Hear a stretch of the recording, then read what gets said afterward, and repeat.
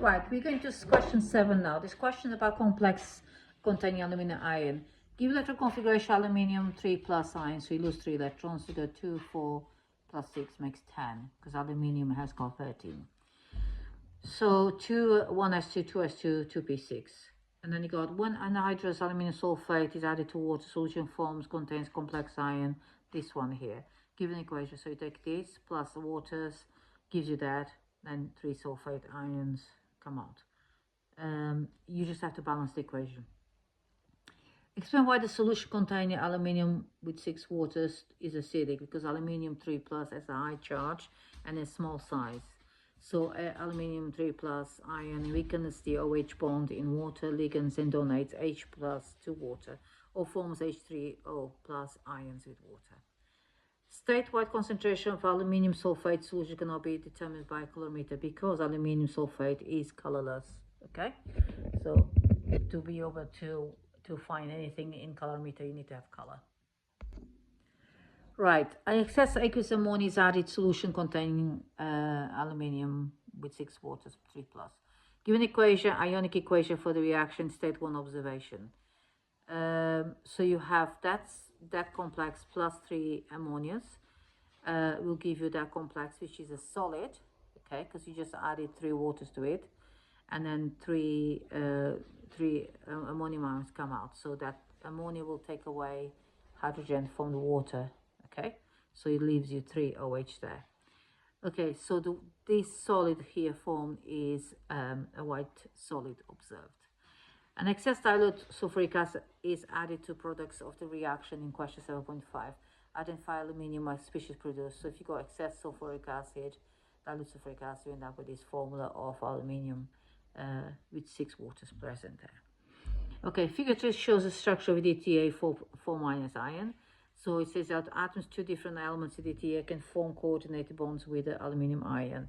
So you draw on figure 3, draw circles around the atoms of 2 different elements that would link to aluminium ion by a coordinated bond. So actually EDTA has got 6 that you can bond to. So one example 1, OH went to the lone pair there. That ammonia, and nitrogen's got a lone pair there. So also that nitrogen's got a lone pair there. Also this has got 1, this has got 1. So they can all bond by they equivalent bond. But you just have to show 2, so they're happy with that. Right, this question is a long question, okay, so a bit hard. So hydrated aluminum sulfate is soluble in water. So the relative formula mass and value X can be calculated from a titration experiment. So you got that the X that you have to find out. So you need to find the X there on that formula there. So the information is aqueous complex ion there. Reacts to form a stable complex when treated with excess EDTA ions. The excess EDTA ions is determined by titration of zinc sulfate solution. So first you dissolve 1.036 grams of this, okay, distilled water, and make up 250. Then you take 25 of this solution and titrate it against 20 centimeters of solution containing EDTA, concentration 0.01. Determine the excess EDTA ions by titration with zinc sulfate solution, presence of indicator. The excess EDTA ion requires 18 centimeters cubed of 0.0105 of zinc sulfate solution to react completely.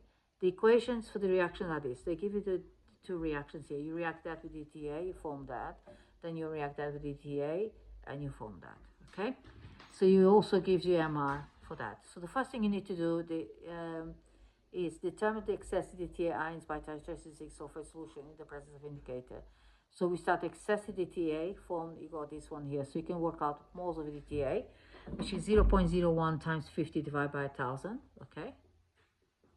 Hold on. Not this one. So I'm looking at this one here, sorry. So this is a moles solution of EDTA at 50 to 0.01. It gives you moles of EDTA, 5 times 10 minus 4 moles.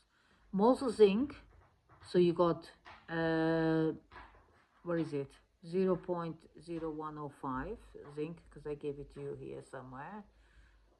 Here, times 18 divided by 1,000, okay? That's the moles of zinc actually reacted with excess EDTA. So it gives you 0.000189. Okay, there's a dot in here, and or you can represent it as 1.89 times 10 minus 4 moles. So moles of zinc titration excess, so EDTA ions. Okay, so moles of EDTA reacted with 25 centimeter sample of Al3 plus. So you have got, you start with 5 times 10 minus 4 moles, and then you take away, because it's reacted, 1.89 times 10 minus 4, and it gives you the moles left over of EDTA here. Then moles EDTA in 2050, so you need to multiply this by 10 because that was in 25 centimeters. Okay, so that's in the 2050.